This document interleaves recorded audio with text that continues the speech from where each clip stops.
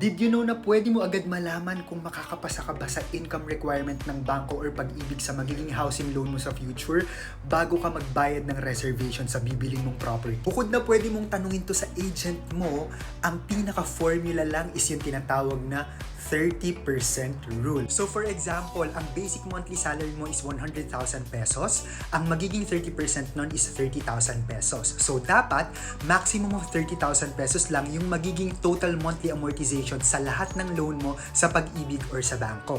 For example, mag-a-apply ka for housing loan.